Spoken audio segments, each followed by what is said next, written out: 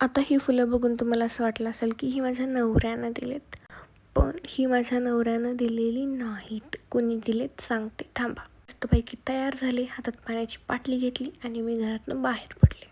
आता गाडी मी घेऊन जाणार आहे म्हटल्यानंतर माझ्या नवऱ्यानं ऑलरेडी त्याच्यात 4 लिटर पेट्रोल टाकलं होतं, पण तरीसुद्धा पेट्रोल पंपावर जाऊन थोडंफार पेट्रोल टाकायचं नाटक केलं आणि मी निघाले. नेहमी लेट येणारी मी आज कधी नव्हे तर लवकर आलेली, पण या दोघीजणींनी मला माकडासारखी वाट बघायला लावली आणि ह्या स्वतः एवढ्या लेट आल्यात ना. आता हा रोड आणि हा ब्युटिफुल सनसेट बघून तुम्हाला लक्षात आलंच असेल की मी कुठं चालली आहे. मग आलो आम्ही या पठारावरती ह्या ब्युटिफुल सनसेट एन्जॉय करण्यासाठी.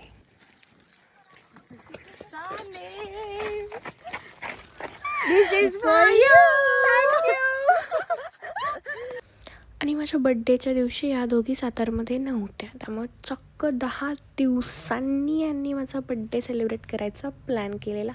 आणि तोही असा, म्हणजे मला काहीच माहिती नव्हतं की हे असं काही सरप्राईज मला मिळणार आहे.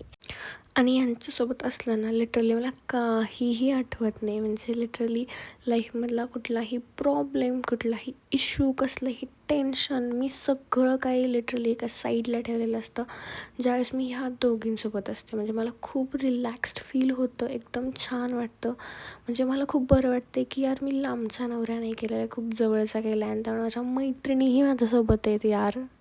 आणि मग आम्ही माझा बड्डे सेलिब्रेट केला. आणि please don't look at the cake, look at there efforts. त्यांनी माझ्यासाठी केक आणला, यातच मला समाधान आहे. तो कसा आहे, काय आहे, आय डोंट फकिंग केअर. आणि प्लीज प्लीज प्लीज जर तुमच्याकडेही अशी फ्रेंडशिप असेल तर प्लीज अशा फ्रेंड्सला जपायचं ट्राय करा. कधीही कुठल्याही छोट्या छोट्या गोष्टींवरून वाद निर्माण होतात, त्याच्यामध्ये अडकून राहू नका.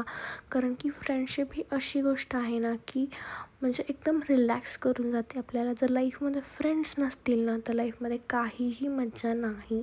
लाईफमध्ये सगळं पुन्हा मिळू शकतं, पण ती फ्रेंडशिप, ती दोस्ती आणि ते मुमेंट्स कधीही परत जगता येत नाहीत. मग ह्या दोघींना बाय बाय केलं आणि मी आले घरी. This is how my day ended.